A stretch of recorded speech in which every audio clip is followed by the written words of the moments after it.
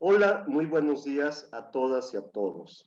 Hoy tengo el honor de coordinar un simposio especial en esta reunión anual de investigación, ya que se trata de un simposio con motivo del homenaje póstumo a una distinguida investigadora del Instituto Nacional de Psiquiatría, la doctora Milagros Méndez Ubach. Yo conocí a la doctora Milagros no por su parte académica, sino por una parte más personal, y me siento muy distinguido de poder coordinar este simposio con investigadores que tuvieron mucho contacto con ella y que nos van a poder hablar un poco de esta área de las investigaciones básicas en alcohol, que era a lo que se dedicaba Milagros. Para poder hacer una semblanza más personal, más amplia de la doctora Milagros Méndez, tenemos aquí a su hermana, la doctora Nuria Méndez, quien Hola. nos va a hacer el favor de darnos una breve presentación de la doctora. Adelante, Nuria. Buenos días. Sí, muchas gracias. A ver, voy a compartir la pantalla. Bueno, para mí, como les comentaba antes, es un honor de verdad que me hayan dado esta oportunidad. Y claro, más honor que le hayan puesto el nombre de mi hermana al simposio, obviamente. A ver, ahí está. Ya la ven, ¿verdad? Sí. Bueno, para mí 5 o 7 minutos para hablar de Milagros Méndez es muy poco, tomando en cuenta todas sus vivencias y cualidades. Milagros nació en México DF el 10 de mayo del 57. Estudió la primaria y bachillerato en el Instituto Luis Vives, que es un colegio fundado por refugiados españoles en el que nuestro papá había estudiado.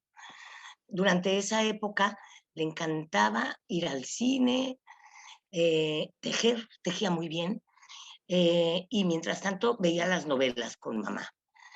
Milagros, Milín, la llamamos Milín.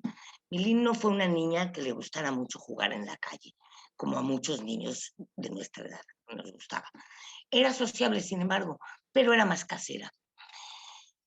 Estudió la carrera de biología, la maestría y el doctorado en la UNAM y resultó ser una excelente alumna debido a que era una persona muy inteligente y tenía una memoria privilegiada, que eso le ayudó muchísimo.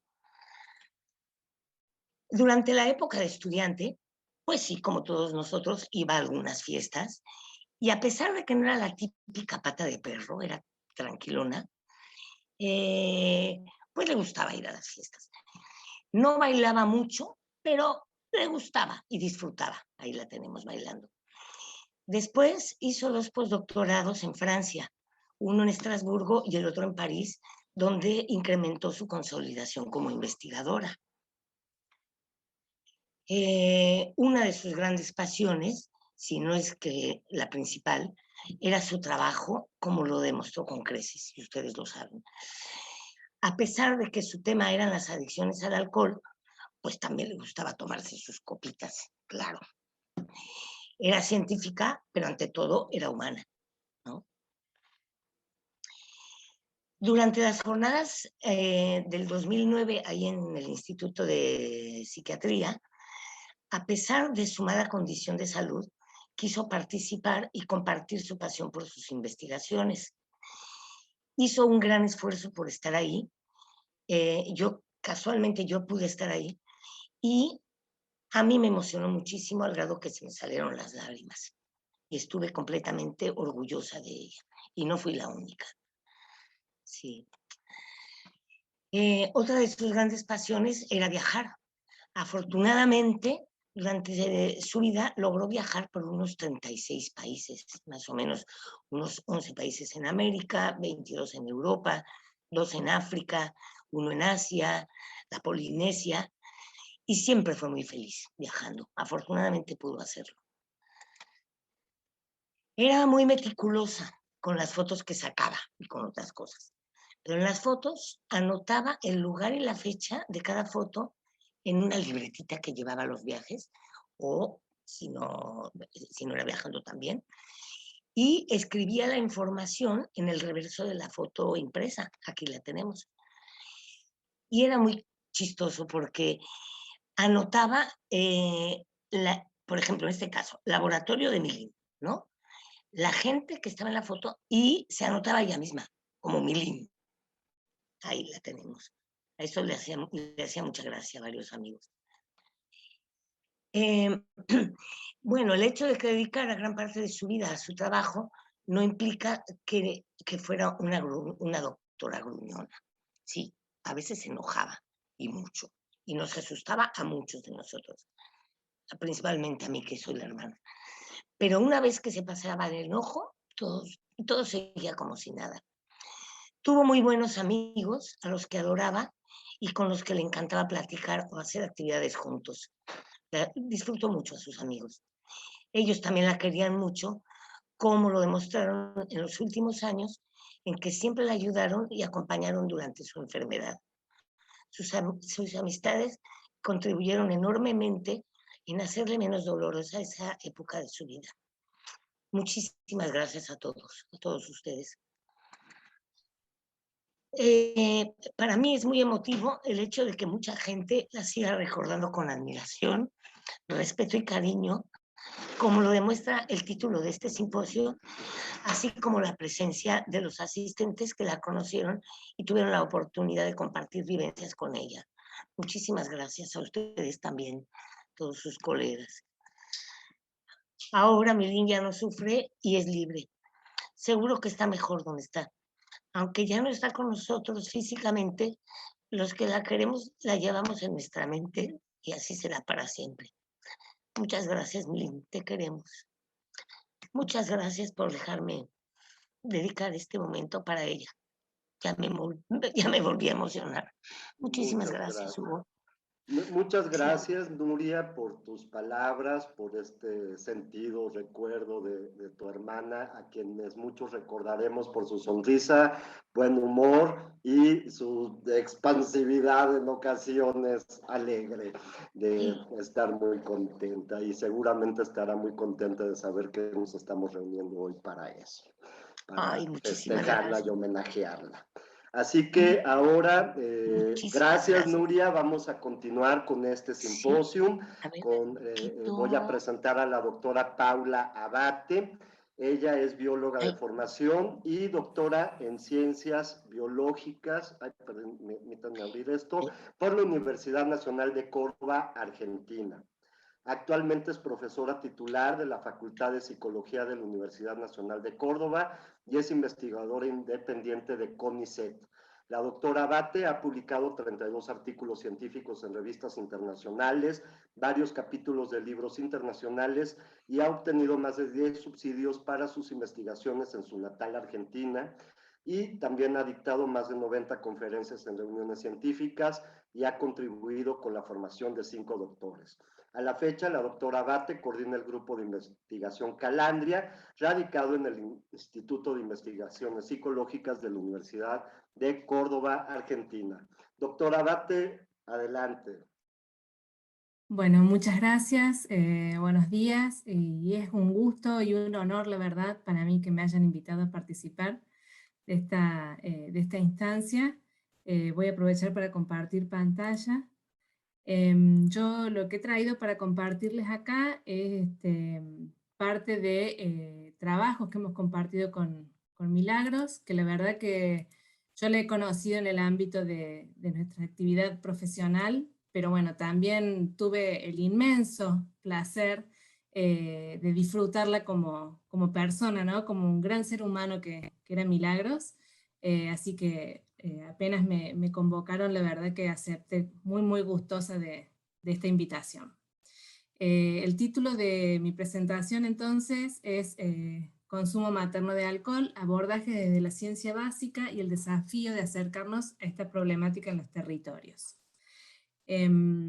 Como ya existe vasta experiencia y evidencia, el alcohol como elemento reforzante no solamente tiene estas características durante la vida adulta, sino que incluso durante etapas tempranas de la ontogenia es posible que experiencias incluso prenatales o durante la infancia promuevan el aumento en el consumo del alcohol y la búsqueda por la droga. Y particularmente esto en el laboratorio y la línea de investigación que yo vengo conduciendo desde hace ya unos años, lo he podido indagar incluso en etapas muy, muy tempranas del desarrollo, durante durante la vida neonatal, durante la infancia, y particularmente esto ha sido posible cuando hemos adaptado las condiciones de evaluación en términos comportamentales a organismos tan inmaduros, si se quiere, en relación a sus capacidades sensoriomotrices. A su vez también, y creo que esto es una de las áreas en las que Milagros hizo muchísimos aportes, es en cuanto a la participación del sistema opioide y sus subsistemas de neurotransmisión en la modulación de aspectos reforzadores del alcohol, en particular en organismos adultos. Entonces, la idea y la excusa para poder trabajar con Milagros durante estos últimos años que lo hicimos, fue poder indagar acerca de estos mecanismos que ella y su equipo de trabajo, digamos, venían trabajando muy interesantemente, en los modelos animales en los que trabajábamos con organismos infantes y con la modulación de determinadas experiencias, como las experiencias durante la vida prenatal o durante las primeras semanas de vida en estos modelos de rata. Algunas evidencias que teníamos ya al momento de iniciar el trabajo indicaban que los péptidos opioides son detectables en el sistema nervioso central, incluso en etapas previas al nacimiento. Había también reportes en relación a que receptores muy kappa están presentes en etapas embrionarias, que durante las primeras etapas postnatales estos receptores aumentan sus niveles de concentración y luego alcanzan los niveles más bien basales a los que se observan en organismos adultos, que los receptores delta se expresan más bien tardíamente, hacia la segunda semana de vida postnatal. Teniendo en cuenta entonces estas evidencias y el bagaje, ¿no? de información que contábamos en las distintas líneas que veníamos llevando adelante, es que nos propusimos, por un lado, analizar los niveles de expresión de metionina encefalina en determinadas áreas relacionadas con la vía mesocorticolímbica y la vía nigroestratal, que son vías que regulan particularmente el reforzamiento por alcohol, así como estructuras del sistema nervioso central como hipotálamo, hipocampo y amígdala, como consecuencia de la experiencia prenatal con el alcohol en ratas a infantes y en adolescentes. Previo a los ensayos neuroquímicos, lo que hicimos fue evaluar los niveles de consumo de alcohol en las ratas infantes, y durante la adolescencia realizamos una experiencia, una prueba de habituación locomotora y de desafío con un challenge de alcohol. Por otro lado también nos propusimos medir los niveles de expresión de ARN mensajero de los precursores opioides, tanto proencefalinas como prodinorfinas, así como de sus respectivos receptores, particularmente en la región de hipotálamo, en ratas infantes que habían tenido una experiencia prenatal con la droga y que habían sido en la infancia expuestas a una prueba de ingesta con alcohol. En esta placa les comparto un poco la descripción del modelo experimental abordado para el primer objetivo. A las hembras de rata les administrábamos con una dosis de alcohol moderada de 2 gramos por kilo o con vehículo por vía intragástrica, y posteriormente, durante la infancia, estas crías eran evaluadas en una prueba de ingesta frente a distintas concentraciones de alcohol o con vehículo, y 30 minutos después se tomaban muestras cerebrales para medir a través de radioinmunoensayo los niveles de metionina encefalina en ciertas estructuras del área mesocorticolímbica, estructuras del área de la vía nigroestriatal, o bien amígdala, hipotálamo e hipocampo. Este fue un trabajo muy interesante, que bueno, fue mi primera experiencia y oportunidad de interactuar en el equipo de trabajo de Milagros, y la verdad que fueron momentos muy, muy gratos para mí y de mucho aprendizaje, ¿no? Yo lo recuerdo con mucho cariño. En cuanto a los niveles de ingesta infantil que observamos, bueno, pudimos replicar lo que ya veníamos registrando sistemáticamente, y era que la experiencia prenatal con el alcohol promueve o facilita el consumo infantil de alcohol. Más interesante fue observar, a través de los radioinmunoensayos, que los niveles de metencefalinas, ¿sí?, en determinadas estructuras, digamos de la vía mesocórtico-límbica, por ejemplo, en corteza prefrontal, o bien en núcleo accumbens, había como un cambio en el contenido de este neuropéptido, y que esto estaría explicado principalmente por la experiencia prenatal. Esto fue el primer hallazgo, ¿sí?, en organismos de estas edades. Eso creo que es importante mencionarlo y destacarlo. En la vía nigroestriatal, también, por ejemplo, algunas estructuras como caudado putamen medial posterior, también se observaron cambios en los niveles de contenido de metencefalinas en función de la experiencia prenatal. Y a su vez también, en regiones como el hipotálamo, se vio un muy marcado aumento en el contenido de metionina encefalina cuando estas crías habían sido prenatalmente expuestas a la droga.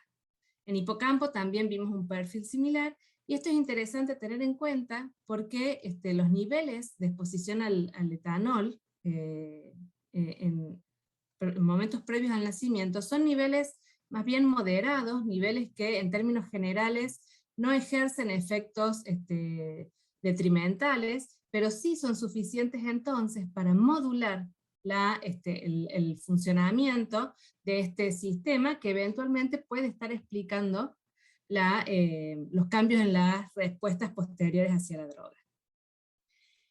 En los organismos adolescentes, que provenían, digamos, de las mismas madres tratadas prenatalmente con alcohol, al día postnatal 30 nos propusimos llevar adelante un ensayo de evaluación de respuestas locomotoras frente a distintas situaciones en las que se exponía a un campo abierto al animal, se lo habituaba, luego se le proporcionaba una inyección con vehículo para adaptarlo, digamos, a las condiciones de inyección, y se lo volvía a evaluar en el campo abierto, y posteriormente se le suministraba un desafío con etanol, con un challenge de 1 gramo por kilo de etanol o bien salina.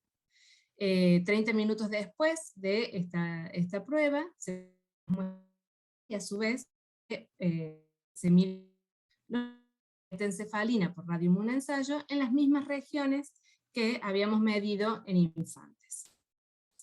En cuanto a la respuesta motora, respuesta conductual, pudimos observar particularmente en relación a lo que son las respuestas de locomoción horizontal, que el tratamiento prenatal con etanol inducía una disminución en los niveles de respuesta de actividad locomotora, particularmente cuando eran desafiados con una dosis de alcohol durante la adolescencia.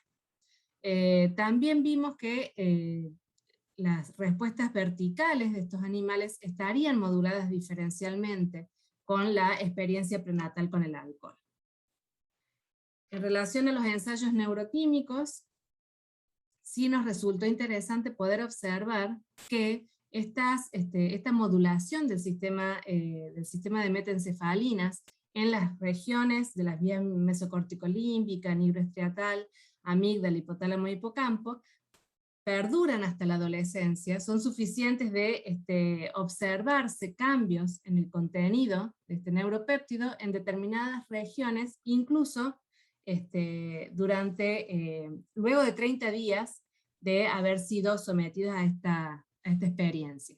Entonces nos parecía bastante relevante el hecho de que esta modulación con respecto al sistema opioide pueda sostenerse incluso hasta periodos más prolongados de lo que habíamos venido observando tradicionalmente en los modelos con infantes.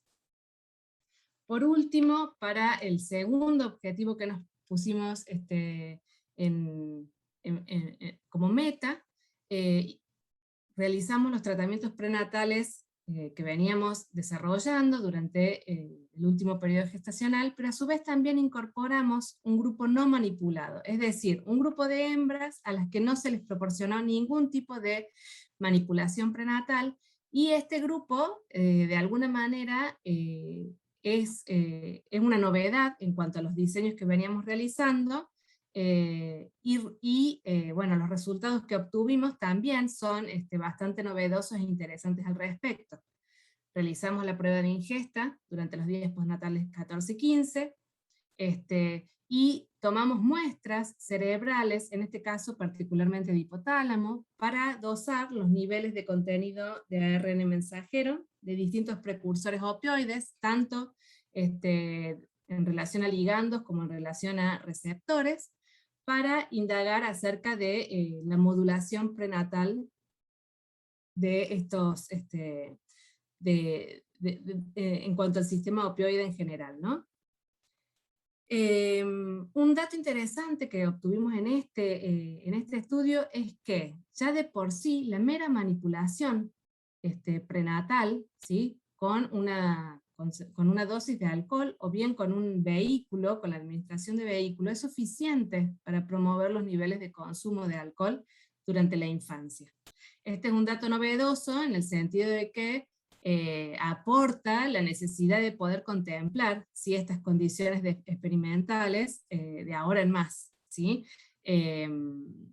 Y en cuanto al contenido relativo, a la expresión relativa de precursores, por ejemplo, de prodinorfina, fue posible observar que tanto digamos, la manipulación durante la infancia promueve una disminución en la expresión de este precursor.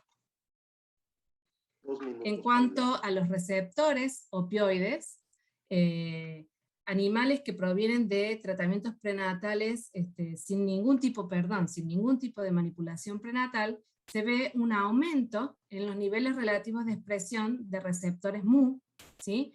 Lo que de alguna manera se revierte cuando estos animales son manipulados prenatalmente, independientemente si esta manipulación es con vehículo o si reciben alcohol durante los últimos días gestacionales. Este dato también nos pareció interesante, y a su vez también cuando son evaluados nuevamente frente al consumo de una concentración de alcohol. Entonces, habría como una regulación también por parte o cambios en la regulación del sistema opioide a nivel prenatal que posteriormente estarían regulando las respuestas posteriores en ratas e infantes cuando se las somete a una prueba de consumo infantil. Esto de alguna manera es lo que resumimos en las consideraciones finales, ¿sí? La exposición prenatal de etanol entonces promueve el consumo de la droga en ratas durante la lactancia, y a su vez induce cambios selectivos en los niveles de metencefalina en regiones de la vía mesocórtico-límbica, la vía nigroestriatal, hipotálamo e hipocampo. Estas modificaciones o estos cambios son perdurables por lo menos hasta los 30 días de estos animales. Y a su vez también la mera manipulación prenatal, con la administración intragástrica a la madre, sería suficiente para modular tanto los patrones de respuesta hacia la ingesta de alcohol en crías, como la expresión génica en hipotálamo de determinados elementos del sistema de neurotransmisión opioide.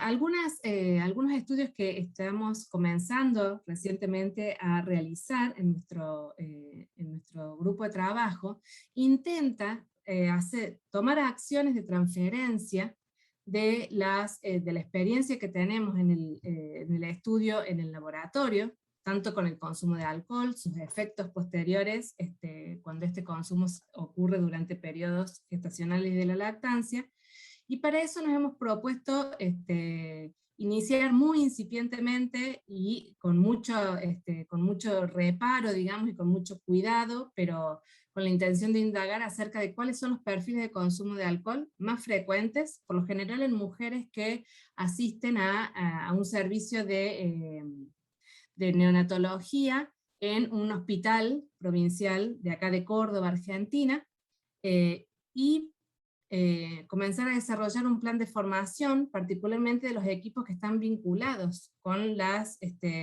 áreas de atención primaria de la salud durante esta etapa perinatal, porque creemos que es importante trabajar en la concientización, en la prevención y en la transmisión de información con basamiento científico.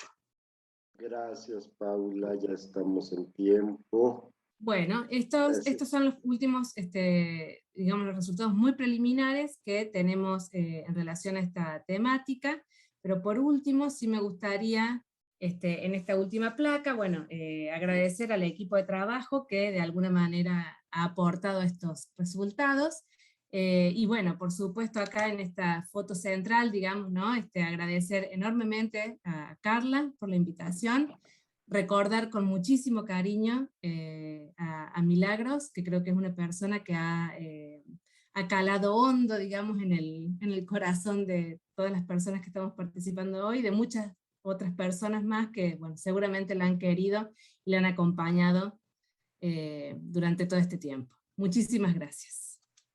Muchísimas gracias, doctora Abate, por su interesantísima plática, y nada más quiero recordar que en esta reunión anual de investigación tenemos a muchas jóvenes y muchos jóvenes que están pensando en su futuro profesional, y siempre ver tanta variedad y formas de llegar al conocimiento, pues es algo muy rico, y ojalá que todos los jóvenes que escuchan esto lo tomen como una inspiración.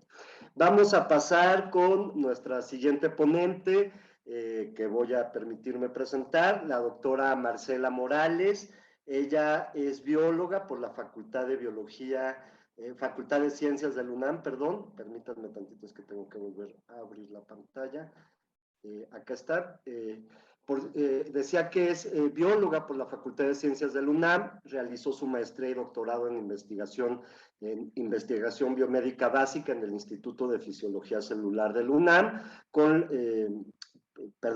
la doctora Morales ha recibido varios donativos por parte del CONACYT para llevar a cabo su trabajo de investigación, es miembro de varias sociedades científicas en México y el mundo, y forma parte del grupo de revisores de revistas nacionales e internacionales. Ha publicado 24 artículos científicos, cuenta con 280 citas a sus trabajos y ha participado en más de 21 congresos nacionales e internacionales. Actualmente, la doctora Morales es la responsable del Laboratorio de Bases Moleculares de las Adicciones de la Subdirección de Investigaciones Clínicas de nuestro instituto. Y hoy nos va a presentar su ponencia, las orexinas y su implicación en el estudio de las adicciones. Adelante, doctora Morales, muy buen día. Y hay que desbloquear. Ya. Sí, ya. Muchas gracias. Bueno, antes que todo, muchas gracias, Carla, por invitarme a este simposio para recordar a Milagritos. Yo siempre le decía Milagritos. Y pues sí, con ella conviví desde hace muchos años. Yo la conocí cuando iba en tercer semestre de la facultad, así que hay muchas vivencias de por medio. Y bueno, pues hoy les mostraré algunos de los trabajos que hemos empezado en el laboratorio.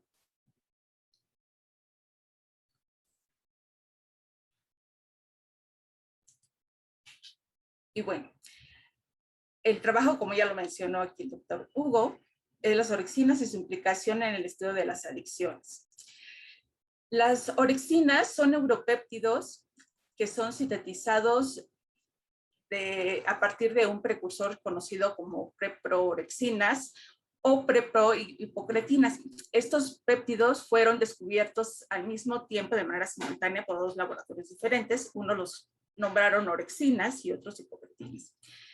Yo me referiría más a ellos como orexinas. Entonces, la orexina A y B, por medio de procesamiento enzimático,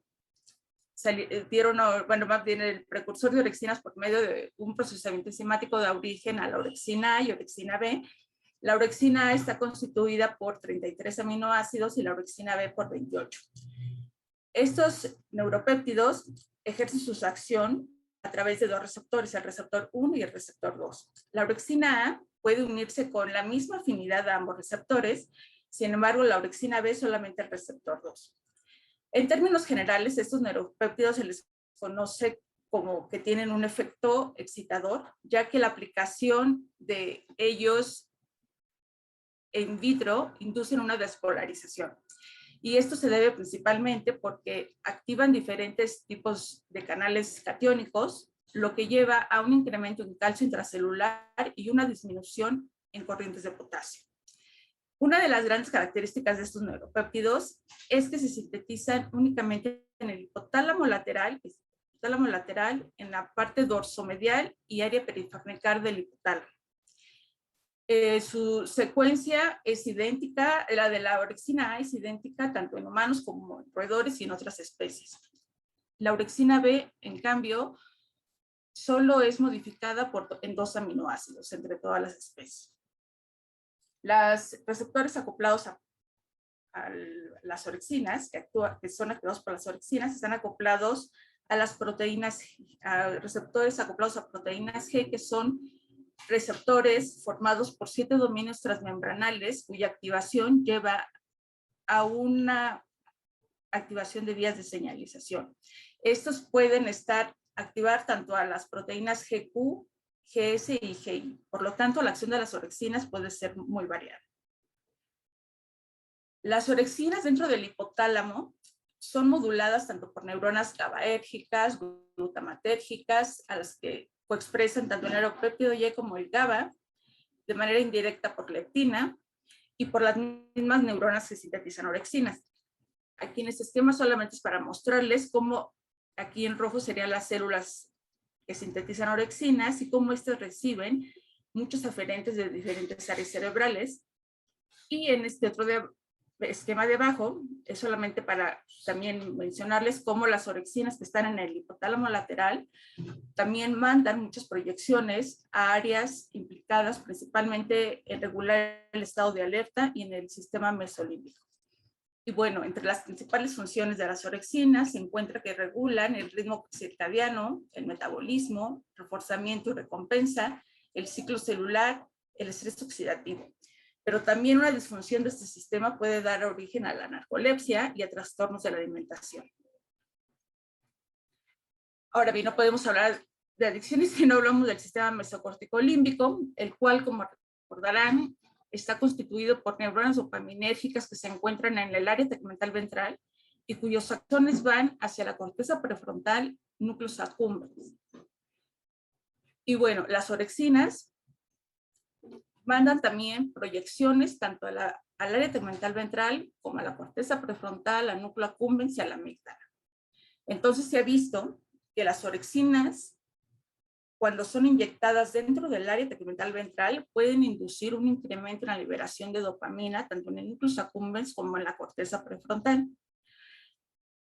Aquí solamente es para recordarles que los receptores de dopamina se encuentran en el núcleo accumbens, principalmente sobre neuronas no dopaminérgicas, que son interneuronas GABAérgicas, que sintetizan una parte de ellas al receptor 1 junto con la dinorfina y la sustancia P, mientras que otras interneuronas sintetizan al receptor 2 de dopamina, a las encefalinas y neurotensina.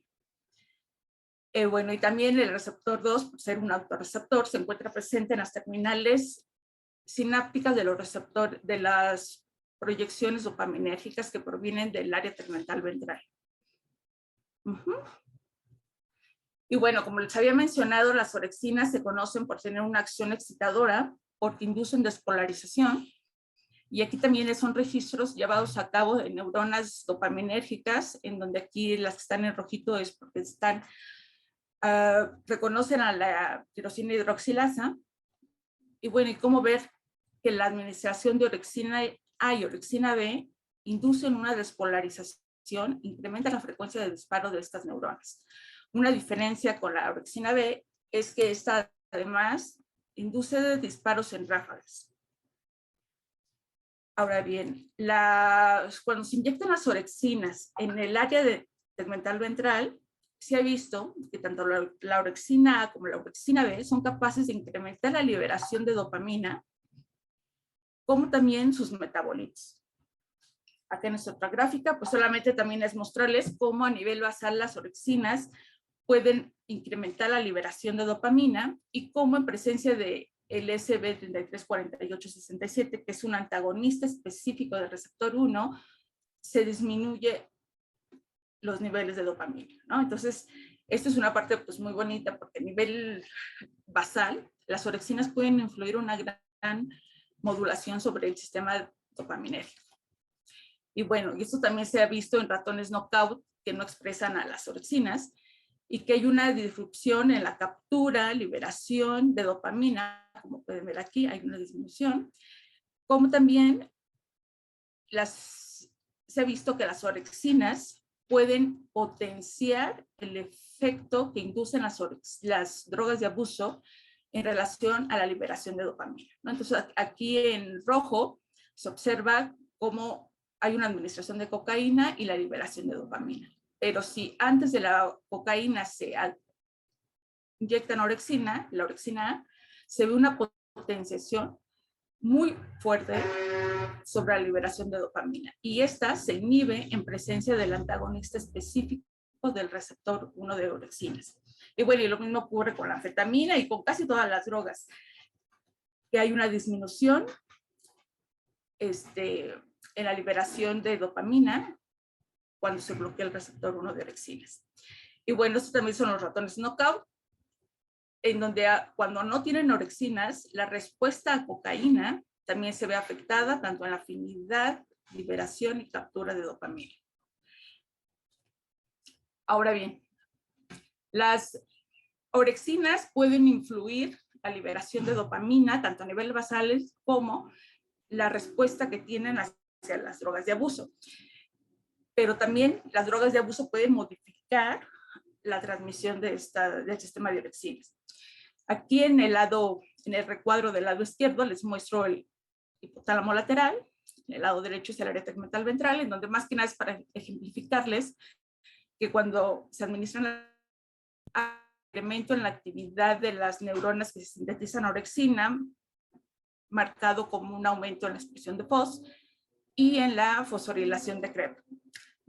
Una vez que se estimula el hipotálamo lateral, se ha visto que hay liberación de orexinas dentro del área tegmental ventral, en donde aquí esta parte moradita es una terminal de neuronas que sintetizan orexina, esta verde desde las glutamatérgicas que vienen de la capa prefrontal, una interneurona GABAérgica y la neurona dopaminérgica. Entonces, una vez que se liberan las orexinas, estas pueden actuar de dos maneras. Una es inducir liberación de glutamato por medio de la acción de su receptor 1, o bien la misma liberación de orexina, actuar sobre su receptor 1 que está sobre las neuronas dopaminérgicas, el cual tiene la capacidad de reclutar enzimas que sintetizan al endocannabinoide 2-AG, y de manera retrógrada actúa sobre su receptor CB1, inhibiendo la liberación de GABA. Entonces, esta liberación hace que se siga potenciando aún más la transmisión dopaminérgica. Y bueno, la inyección de orexina en el área tegmental ventral también se ha visto que justo que sintetiza, incrementa los niveles de 2-AG y que el bloqueo del receptor 1 los disminuye. Ahora bien, la mayoría de los estudios que se han llevado a cabo en relación a las orexinas y a las drogas de abuso ha sido a nivel ya de animales que ya se han entrenado para consumir alcohol, ¿no? Entonces se ha visto que en animales, aquí en rojo, que se les ha dado cocaína y después se les inyecta con un vehículo, se autoadministran determinadas veces. Sin embargo, cuando tú le das cocaína y después las orexinas, este palanqueo o autoadministración incrementa, ¿no? Y mucho. Y bueno, y esta respuesta es inhibida por el antagonista del receptor 1 de orexinas. Aquí nada más para mostrarle que también en la abstinencia se ha visto que abstinencia de morfina, que las actividades de las neuronas que sintetizan orexina permanece hasta como por 90 días, me parece. Y bueno, y aquí también en el alcohol, mostrarles cómo se ha visto que el inhibir el receptor 1 de orexinas también lleva a una disminución en la autoadministración de alcohol. Y bueno, los objetivos de este trabajo que les voy a mostrar es primero investigar si la orexina A modifica la expresión y contenido de los receptores de dopamina D1 y D2 en el núcleo accumbens.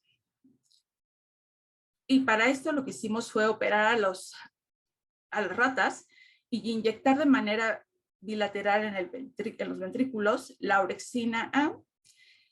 Y después de 45 minutos se sacrificaron a los animales, se llevó a cabo la extracción del RNA y por medio de PCR en tiempo real se midió la expresión de los receptores.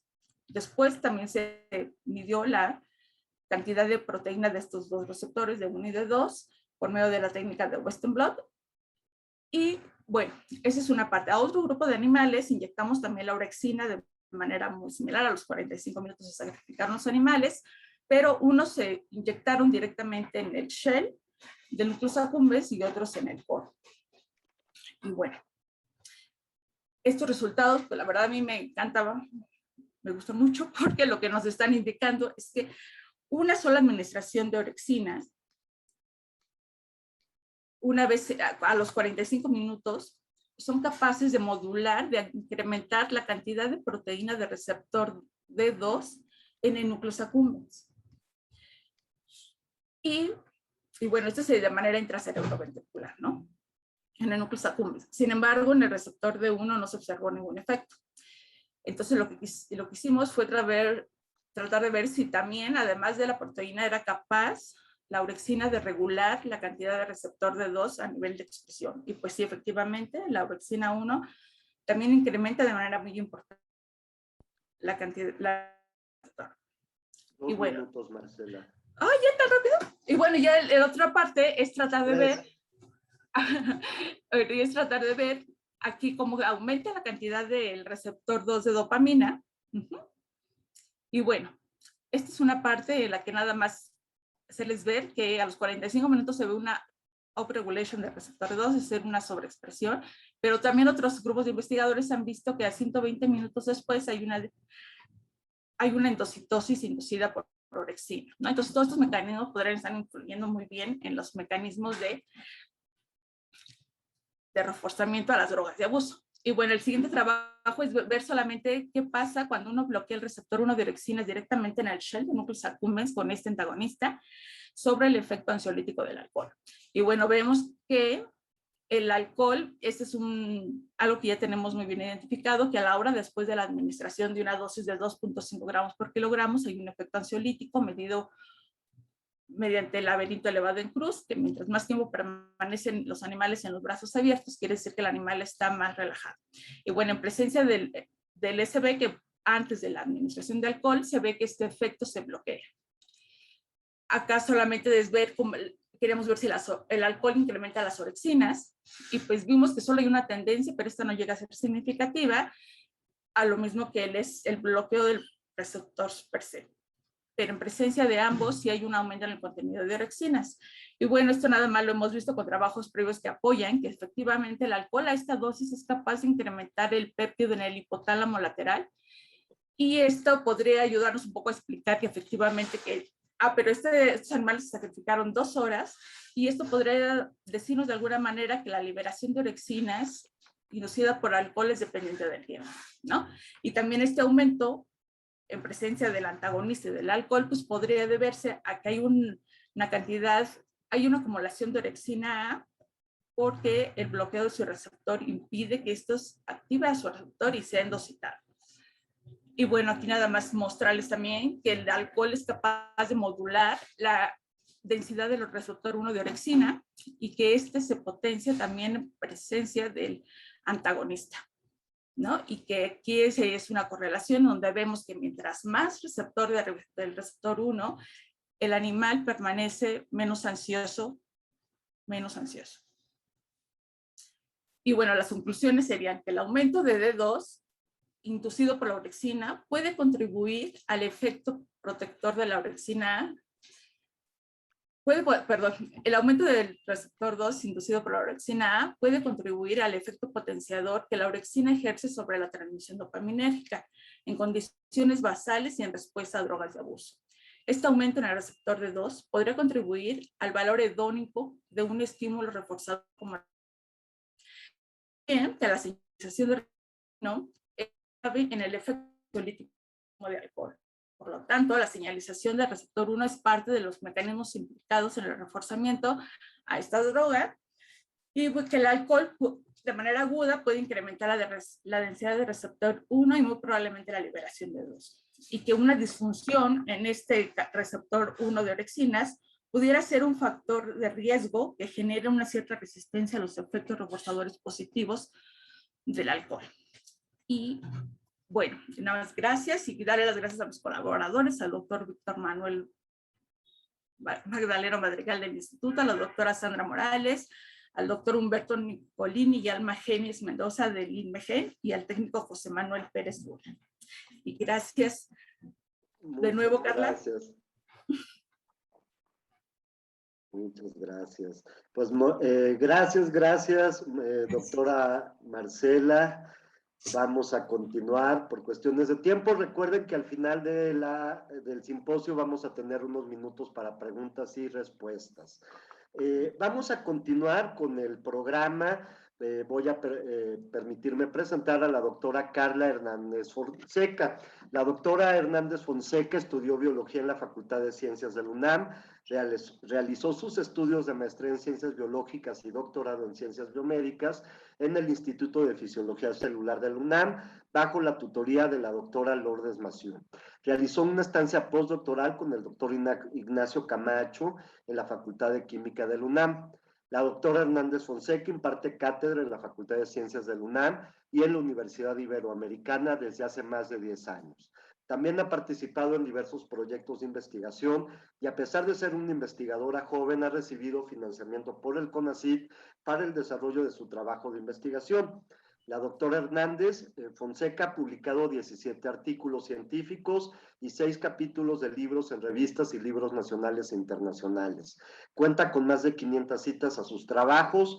Es revisor de varias revistas internacionales. Ha sido miembro del Sistema Nacional de Investigadores Nivel 1, es miembro de diversas sociedades de investigación como la Society for Neuroscience, Latin American Society for Biomedical Research on Alcoholism, LABRA, y es miembro fundador de la Red Iberoamericana de Investigación Clínica y Predicciones y consumos problemáticos de sustancias, RIPCA. Ha recibido varias distinciones, entre las que destacan la medalla Antonio Caso, otorgada por la Universidad Nacional Autónoma de México al mejor estudiante graduado de su generación del doctorado de Ciencias Biomédicas. Actualmente es responsable del Laboratorio de Neuroquímica de la Subdirección de Investigaciones Clínicas de nuestra institución. Su ponencia es la participación del daño neuronal asociado al consumo de alcohol. Muy buen día, Carla, y adelante. Tenemos 15 minutos. Perfecto, gracias, doctor. Antes que nada, quiero agradecerles a todos por aceptar participar en este simposio, que para mí, como ustedes saben, es muy importante debido a que la doctora Milagros Méndez, pues bueno, fue la persona que me apoyó y aceptó que yo ingresara a su laboratorio para empezar a trabajar. Espérenme que Sí, está muy lenta mi computadora. Lo que les voy a presentar hoy es, bueno, una de las, el doctor ya habló, que es la participación del estrés reticular en la exposición aguda a etanol en el cerebro. Y yo les voy a platicar una ramita de lo que hacemos en el laboratorio. Ya les platicó la doctora Paula Abate. El tema fundamental del laboratorio pues siempre ha sido la participación de los péptidos opioides en la dependencia al alcohol, trabajo con el cual participamos con ella en los pequeños y en los adolescentes, pero parte de lo que siempre me ha apasionado ha sido los mecanismos de muerte neuronal, y cuando ingreso al instituto pues me gustó mucho empezar a estudiar qué pasaba con estos mecanismos y el alcohol. Entonces, bueno, voy a hablarles un poco de este tema que he empezado apenas a desarrollar en el laboratorio. Entonces, pues, el alcohol, como sabemos, el alcohol es la droga socialmente más utilizada. El consumo excesivo de alcohol causa daño en diversos órganos del cuerpo, especialmente en el cerebro. La muerte neuronal asociada al consumo de alcohol está relacionada con un incremento de varios mecanismos, como sería el estrés oxidativo, una sobrecarga sostenida de calcio intracelular y una subsecuente activación de caspases. Este mecanismo de sobrecarga de calcio intracelular es muy importante porque hace 10 años, recientemente hace 10 años, se empezó a descubrir que había un mecanismo que participaba o que estaba induciendo una desregulación del calcio intracelular que provenía del retículo endoplásmico. Y entonces esto empezó a causar mucho furor porque está asociado a muchas enfermedades, entre ellas enfermedades neurodegenerativas como el Alzheimer, Parkinson y el Huntington. Y fue en 1912 cuando un grupo chino empezó a proponer que la muerte neuronal por exposición al alcohol en neuronas en desarrollo se debía a un mecanismo de estrés reticular. Entonces, bueno, eso fue muy interesante empezar a analizar que otros organelos que no eran la mitocondria, otros organelos que no se había hablado de ellos, que participaran en la muerte neuronal, pues sí lo estaban haciendo. Como sabemos, el retículo endoplásmico es relevante en la síntesis, plegamiento y modificación posttraduccional de proteínas, pero también es un reservorio, o más bien es el principal reservorio de calcio intracelular dentro de la célula, y que la desregulación de la homeostasis del calcio produjera alguna patología era, como les menciono, muy importante. Entonces, la desregulación de la homeostasis del retículo endoplásmico se presenta por acumulación de proteínas mal plegadas. Esto induce una respuesta denominada como estrés reticular. Este estrés reticular mecanismo de la propia célula se conoce como una respuesta a proteínas mal plegadas o UPR por sus siglas en inglés. La UPR tiene como función la restauración de la homeostasis del retículo endoplásmico a través de 3 acciones. Disminuir la traducción de proteínas mal plegadas en el retículo endoplásmico, activar la transcripción de genes para factores que estarían implicados en un correcto plegamiento o que se fueran estas proteínas mal plegadas a la degradación. Y 3, incrementar la degradación de proteínas por el sistema proteosomal de la célula. Como ven aquí en la imagen, el retículo endoplásmico o dentro del retículo endoplásmico hay 3 proteínas sensoras que normalmente se encuentran secuestradas o inhibidas por una chaperona que se conoce como VIP o GRP78. Cuando hay un plegamiento incorrecto de las proteínas, esta chaperona libera a los factores y se une a las proteínas mal plegadas para indicarle a la célula que se tienen que ir a un mecanismo de degradación. Esa es la señal de degradación que tiene la célula. Se activa el sistema de degradación. Ya liberados estos factores, se pueden autofosforilar, como sería el caso de PERC.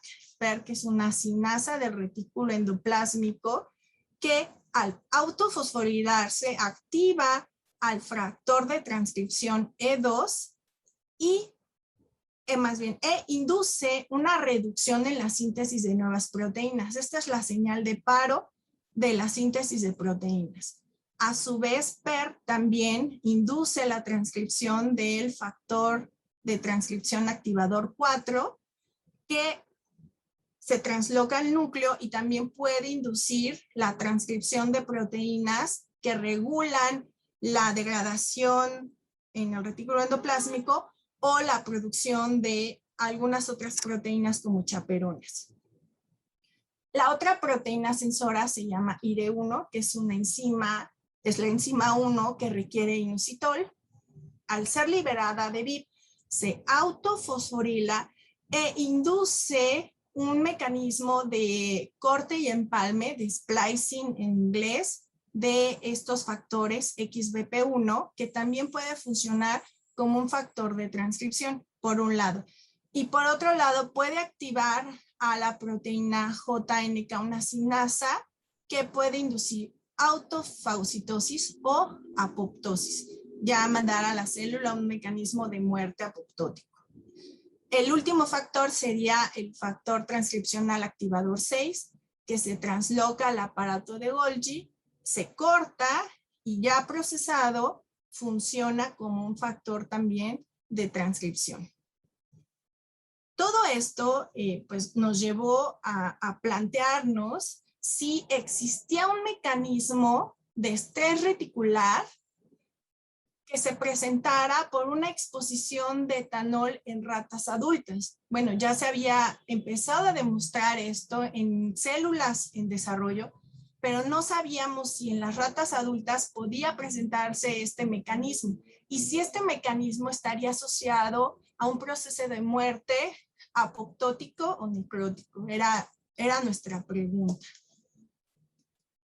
Inicialmente, con trabajos de la doctora Milagros Méndez, empezamos a hacer un curso de dosis-respuesta de administración de diferentes dosis de alcohol en las ratas y analizamos su conducta.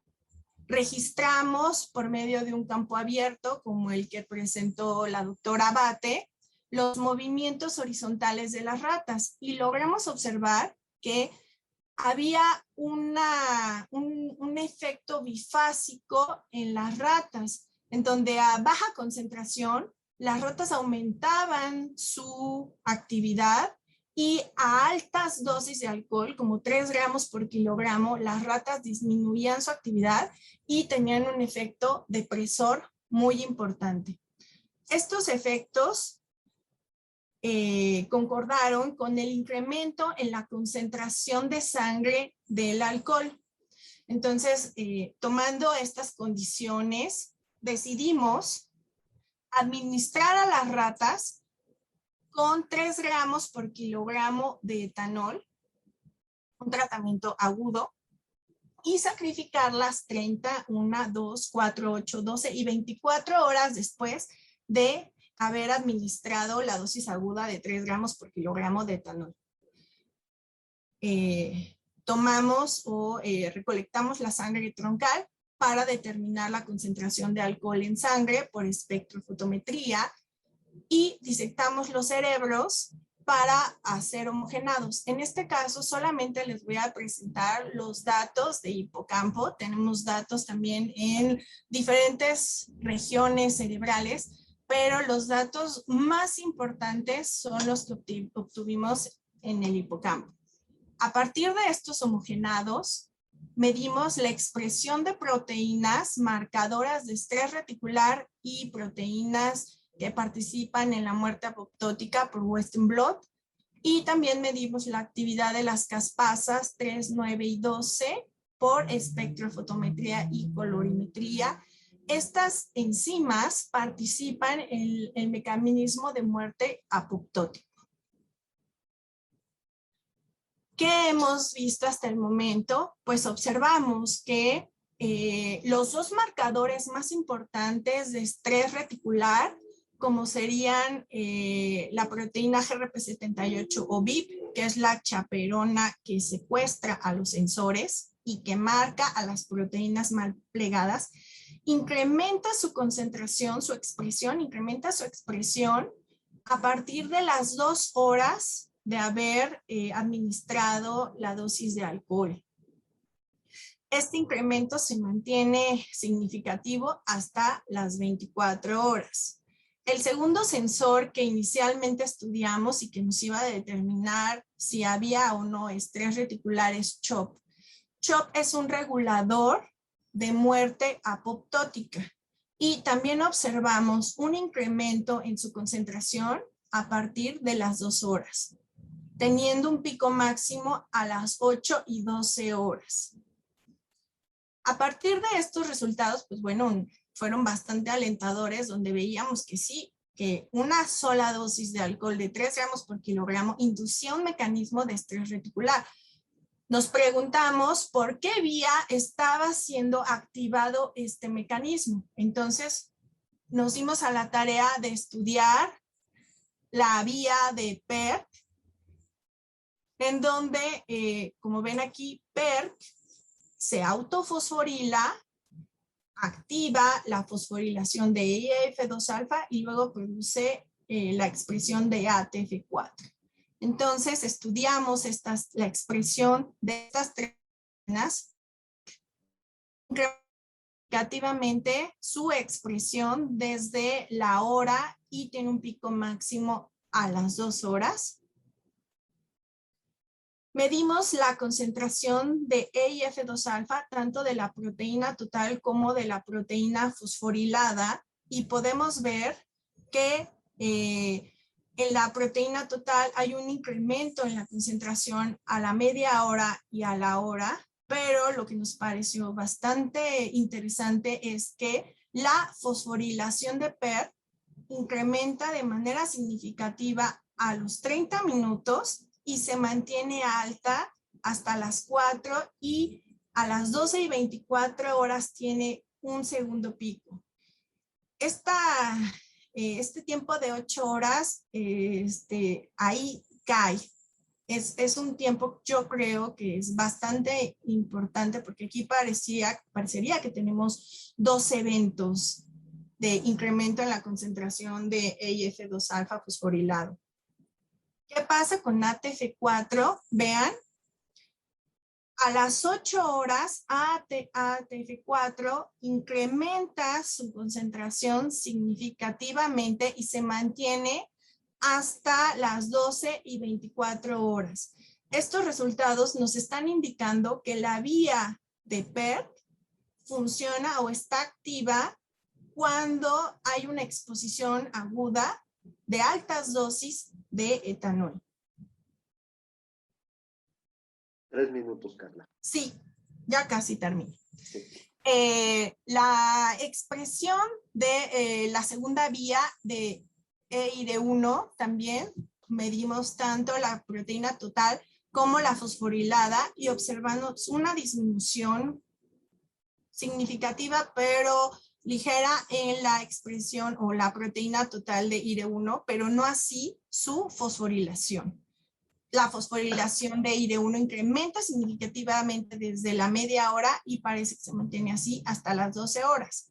La proteína corriente abajo de IR1, que es XBP1, que es, tiene un procesamiento de splicing, Medimos la proteína procesada de 40 kilodaltones y observamos que también a partir de los 30 minutos incrementa significativamente su expresión. ¿Ok? Esto nos estaría diciendo que tanto la vía de PERT como la vía de IRE1 estaría participando en el proceso de estrés reticular. La tercera vía, que es la vía de ATF6, no estaría participando porque no vimos ningún cambio en la expresión de su proteína. No hubo nada. Entonces, bueno, la descartamos y ya no seguimos trabajando con ella. Como vimos que tanto PERT como IR1 activan vías que tienen que ver con CHOP, pues decidimos medir la actividad de las caspasas. Sí había incremento en la concentración de proteína, pero nos fuimos directamente a la actividad de las caspasas. Medimos la actividad de caspasas 12, 9 y 3. La caspasa 9 no se modifica, no hay un incremento, pero no así. La caspasa 12 incrementa significativamente a las 4 y 24 horas. Esta caspasa 12 está íntimamente relacionada con el retículo endoplásmico y al parecer induce, en nuestro caso, la activación de la caspasa 3 a las 8 horas. Nuestros datos pues nos indican que la administración de alcohol, una administración de una dosis alta de 3 gramos por kilogramo de alcohol en la rata, induce un mecanismo de estrés reticular que activa a la UPR, este sistema de regulador de retículo endoplásmico, por dos vías, por la vía de PERC y por la vía de IR1, que ambas producen la expresión o la sobreexpresión de GRP78, inducen la expresión de CHOP, que CHOP estaría relacionado con la activación de la caspasa 12, la caspasa 3, y que esto nos estaría inicialmente indicando que hay un mecanismo de muerte apoptótico. Lamentablemente, pues bueno, la pandemia no nos ha dejado avanzar como quisiéramos en nuestros experimentos, pero estamos analizando ahorita diferentes marcadores de apoptosis a nivel histológico para poder demostrar que sí, que realmente el alcohol a altas dosis induce un mecanismo de apoptosis. Estos experimentos, bueno, estos datos son muy relevantes porque, bueno, serían los primeros datos que demuestran que una dosis alta de alcohol induce estrés reticular y que eso paulatinamente podría estar relacionado con un mecanismo de muerte apoptótico en el hipocampo, que podría estar relacionado pues con todos los síntomas que presenta una persona cuando es administrada o cuando consume en una sola ocasión grandes cantidades de alcohol. Gracias. Muchas gracias, doctora Carla Hernández Fonseca. Muy interesante su plática y que, pues aparte nos va a servir también mucho para entender la siguiente plática que nos dará otro distinguido ponente, el doctor Jorge Villatoro. Voy a presentarlo. Él es egresado de la Universidad Nacional Autónoma de México, ha sido profesor del UNAM y de varias universidades privadas. En cuanto a actividad de investigación, ha participado en diferentes proyectos, algunos de ellos en colaboración con la OMS y la OPS.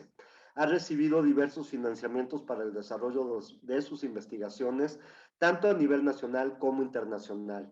Cuenta con una gran cantidad de artículos y libros nacionales e internacionales y forma parte del comité editorial y es revisor de varias revistas nacionales e internacionales.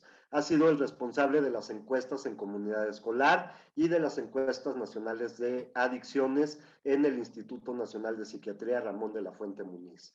Es investigador nacional nivel 2 del SNI y forma parte de la red internacional científica de la, de UNODC, que es el de la sección de drogas y crímenes de la ONU, y parte del REDLAC.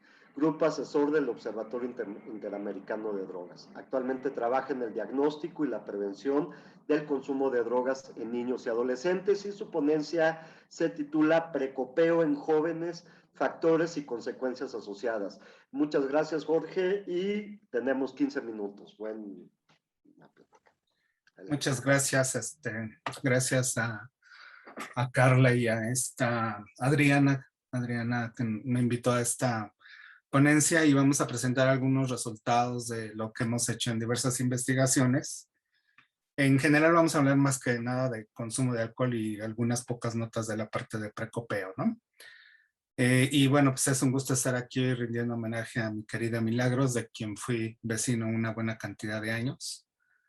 Compartíamos el mismo edificio y bueno, siempre fue una gente muy generosa y amable con todos nosotros. Entonces, este es un trabajo desarrollado por diferentes personas, Mari Carmen, Clara y la doctora Medina Mora, así como todo un grupo de investigación. A nivel general, nosotros sabemos que, como ya mencionaron, el alcohol es la droga que más se consume. Estamos hablando que en el 2018 el 43% de la población de más de 15 años o más la había consumido en los últimos 12 años, que es ligeramente menor al 45.5 que existía en el 2010, estos por los informes que entrega la OMS directamente.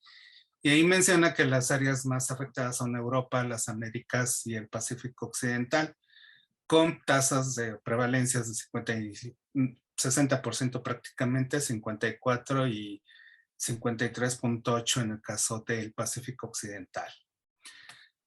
Ellos indican que la población de joven de los 15 a los 19 años, un 26.5 y el 40.7 de los de 20 a 24, son los consumidores del último año directamente, y de ellos casi la mitad han bebido de forma excesiva, ¿no? En ese año. Eso que significa que uno de cada dos bebedores del último año en esos rangos de edad lo han hecho en forma excesiva, es decir, 4 copas o más para las mujeres, o 5 copas o más en el caso de los hombres.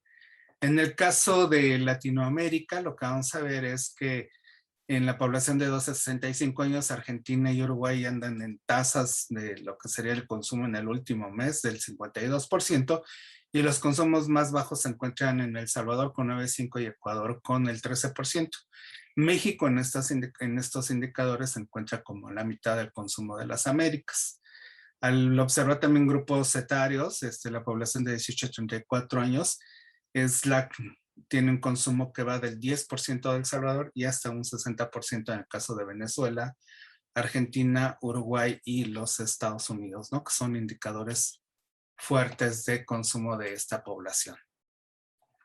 Luego, como datos principales, ahorita vamos a revisar ya la situación en México. Pues tenemos que casi el 50% de los 75 años han consumido en el último año, y de ellos 4 de cada 10 han sido consumidores de forma excesiva de lo que es en el último mes. Y el consumo per cápita del país es de 4.9 litros de alcohol puro en el último año, ¿no? El consumo excesivo es, digamos, la cifra que ha sufrido más incremento entre los 5 años de las últimas 2 encuestas nacionales, al pasar en el caso de los adolescentes de 14.3 a 29.6% y en los adultos del 25 al 41%. Aquí vemos datos de lo que sería el consumo per cápita, en donde vemos que a nivel de los hombres, en los estados con mayor consumo son Nuevo León y lo que sería Jalisco. De manera particular, de hecho, es en Jalisco donde tenemos la más alta tasa de dependencia en la población, y en el caso de las mujeres, donde vemos el mayor consumo es en Aguascalientes. Hay una gran diferencia entre los niveles de consumo todavía en general, de manera que los hombres estamos hablando de 7.868 litros y para las mujeres de 2.1 litros. Aquí vemos esta misma situación de consumo per cápita, y lo que observamos es un comportamiento diferencial en términos de los rangos de edad. Vemos que en el caso de los hombres el mayor consumo está en el rango de edad de los es que no alcanzo a ver aquí de los 18 a los 29 años, me parece, permítanme ver. Sí, de los 18 a los 29 años, y en el caso de las mujeres el mayor consumo es entre las adolescentes, que de hecho es donde vamos a ver los mayores incrementos en la última, en las últimas mediciones, y pensamos que de hecho ahorita el consumo tanto en población general como en la población escolar está prácticamente empatado entre los hombres y las mujeres. Aquí vemos esos indicadores que muy probablemente son conocidos por todos ustedes de esta encuesta que desarrollamos. Y en ella vemos directamente cómo hay un crecimiento en el caso de las mujeres con el consumo excesivo en el último mes, que pasa de 4.3 a 8.3. En los hombres el consumo excesivo del último año no sufrió cambios, pero en el del último mes vemos que sí se incrementa. La cifra que debe de llamarnos más la atención es el hecho de que en 2016 tanto hombres como mujeres prácticamente tienen el mismo nivel de consumo excesivo, y eso es algo bastante relevante, ¿no? Pasando ahora a lo que serían datos un poco más analíticos de estas informaciones, lo que nosotros vemos aquí son los datos de en estudiantes, lo que sería cuáles son los predictores de consumo excesivo, en un trabajo de tesis que hizo justamente la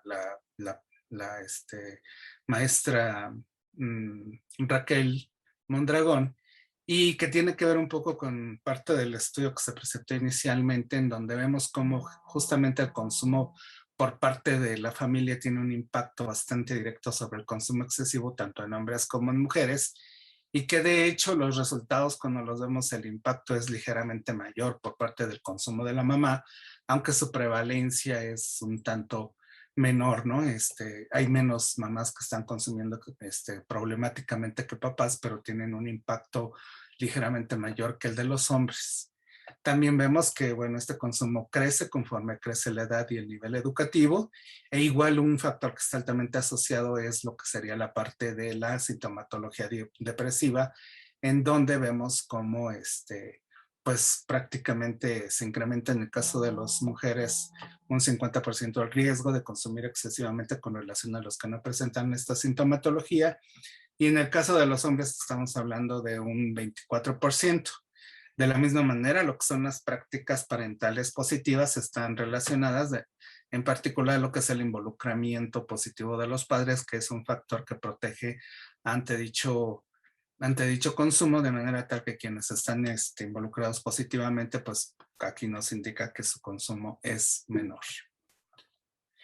Otro de los datos que hemos publicado directamente son, y es hace como año y medio aproximadamente, en la encuesta que hicimos con población de primaria directamente, vemos que para el alcohol, ¿cuáles son los principales predictores? Bueno, pues este consumo, aunque es muy pequeño todavía, es mayor en los hombres, es mayor en los que están en sexto grado con relación a los de quinto, es mayor en quienes están, digamos, desfasados de lo que sería su edad con relación al nivel educativo en el que deberían de estar. También vemos cómo la parentalidad positiva los protege, como ya mencionamos también en el otro estudio. Vemos también cómo la comunicación en este caso no tiene un impacto tan positivo, se mantiene igual. Y por lo que se refiere a si hay presencia de un adulto durante el día, vemos que cuando está ausente tenemos un mayor riesgo, ¿sí?, de que haya consumo de alcohol con relación a los que están con la presencia de un adulto. Y de la misma forma, cuando hay consumo de drogas por parte de los padres, pues también es un factor asociado a que haya no solamente con mayor consumo de alcohol, sino también de tabaco y de lo que sería de marihuana. En cuanto a la parte de precopeo en general, estos son los datos que se han encontrado que están asociados directamente con esta conducta de precopeo. El precopeo también se le conoce como pregaming y es un factor que ha sido estudiado últimamente. En la encuesta del 2016 metimos una escala para ver qué pasaba esto en la población joven de los 12 a los 29 años, y vemos aquí distintos factores que están asociados, como son el facilitar la socialización, la búsqueda de pareja, el mejorar el desempeño sexual. Por esas razones son las que se están consumiendo, etcétera. Y como consecuencias, pues vemos que hay pérdida de memoria, hay mayor riesgo de sufrir agresiones físicas o sexuales, lastimar a alguien, problemas con los amigos, caídas, etcétera.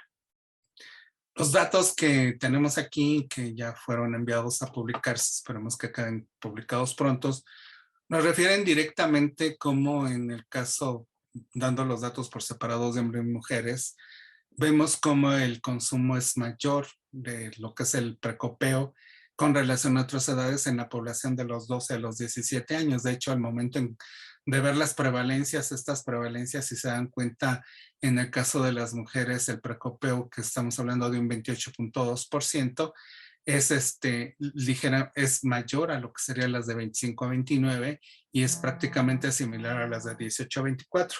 De hecho, pensamos que está aquí habiendo un cambio generacional en donde las nuevas generaciones, en particular de mujeres, es donde se va a encontrar un mayor consumo, ¿sí?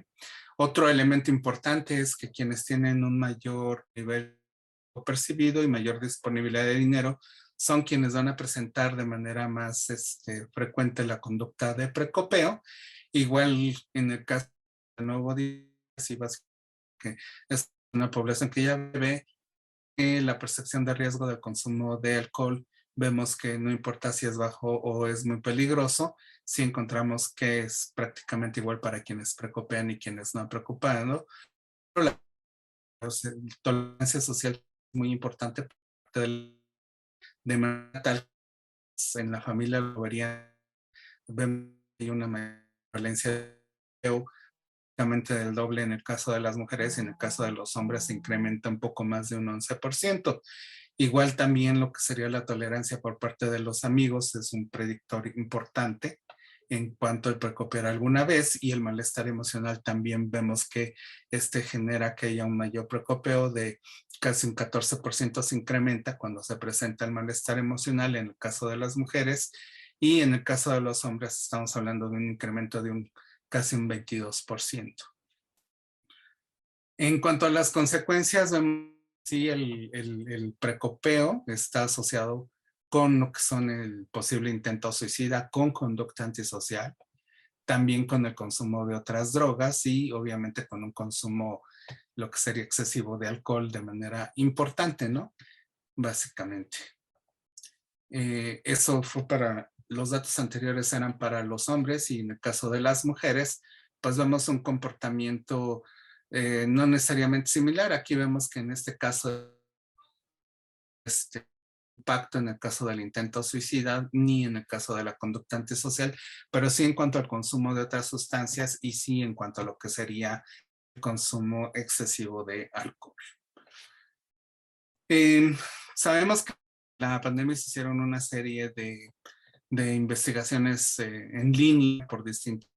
Una de ellas fue este estudio que hizo OPS a cargo de la doctora Maristela Monteiro y algo de lo que sí es importante, como mientras estuvo el confinamiento, un incrementante que sería como de excesivo en la población, de manera que en total hubo un decremento del 17.8%. Este es mayor en el caso de los hombres de un 20% y en las mujeres el decremento es de aproximadamente un 17%. Y en donde más se presentó estas situaciones en los países andinos, donde tenemos prácticamente Bolivia, Colombia, Ecuador, Perú y Venezuela, y después en Mesoamérica, que es donde está ubicado nuestro país, ¿no? En el caso de lo que serían los de América del Sur, ahí vemos que los decrementos son mucho menores y al analizar de manera específica los datos de Brasil, en algunos indicadores vemos que ese decremento todavía fue menor, aunque sí existió. Hay otras encuestas hechas en nuestro país que nos muestran datos similares, como los de la doctora Marcela Tiburcio, y que nos muestra cómo hubo un decremento. O sea, también hubo gente que incrementó su consumo, pero hubo más prevalencia de gente que decrementó su consumo de alcohol y en el caso también de la encuesta de salud pública a cargo de la doctora Teresa Shaman, ellos encontraron también en esta encuesta telefónica un decremento tanto en alcohol como en la parte de tabaco. ¿Qué nos dice esto en general? Pues en general la población femenina es la que debemos de tener más cuidado en relación al consumo excesivo, ¿no? Y de manera tal que es un dato importante aquí que una tercera parte de la población general de nuestro país ha precopiado, ¿no? Y su principal objetivo es socializar, no perder de vista esta situación de socialidad por las cuestiones de las necesidades de nuestra población. También tenemos un problema en cuanto a las políticas públicas. Tenemos fuertemente sobre trabajar en el marco legal, ¿no? Para regular la venta y la publicidad de bebidas con alcohol y que esté dirigido a la población joven y a proteger a los menores de edad, ¿no? No tenemos esto, se abren fácilmente lo que son las ventas de alcohol, vemos constantemente publicidad de alcohol en diferentes eventos donde se supone que está prohibido y no se ha actualizado toda la reglamentación federal. Pero un aspecto donde no trabajamos es que los cuidadores, que pueden ser los papás, las mamás o lo que serían los abuelos, y en general la población somos muy permisivos ante el consumo de alcohol, ¿no? ¿Qué es lo que pasa con esto? Pues que esto facilita, ¿no? Que hay una transmisión hacia las nuevas generaciones para que ellos puedan también consumir alcohol. Se les da esa permisividad y en ese contexto, pues tenemos que trabajar con esta población general, lo que sería una parte importante de campañas hacia los padres para que no se trabaje, para que no se les esté modelando la conducta de consumo de alcohol. Y es algo que se nos olvida, ¿no? Ha habido, como he mencionado en espacios, campañas, por ejemplo, muy exitosas con lo que es el cinturón de seguridad, en donde el niño, por ejemplo, puede en un momento determinado decirle al adulto, ponte el cinturón de seguridad. Esa situación es más difícil de decirle al adulto o al papá, ya no tomes, ¿no? Entonces tenemos que ser muy ingeniosos en cómo desarrollar esta situación, pero yo creo que es muy importante. Si no rompemos ese eslabón, por mucho que estemos haciendo prevención, pues en su casa, él ve que es muy... Nos indican que al menos un familiar está consumiendo alcohol en casi todos los hogares, en por lo menos un 75%, y esto está hablándose de manera sencilla. Sabemos que están las prácticas en las cuales se les da alcohol a los niños, se piensa que ahí en casa deben de aprender a consumir alcohol porque si no les puede pasar algo cuando no. Ayer estaba pasando por una área de juegos y de repente había niños de 12 años y los adultos dándoles cerveza, ¿no? Como forma de tomar, etcétera. Entonces, tenemos que romper ese esquema, sino que todo lo que hagamos en prevención no está funcionando. Dirigimos a que el niño tenga habilidades para que trabaje con los amigos, pero mucho también es del aprendizaje de esta permisividad que tienen en casa. Muchas gracias. Gracias, Jorge, muchísimas gracias por tu interesante ponencia. Y pues estamos en tiempo, vamos a tener 5 a 6 minutos disponibles para preguntas y respuestas, así que al público le pido que haga preguntas muy puntuales y a los expositores respuestas muy puntuales. Muchas gracias por mi parte y que tengan muy buen día.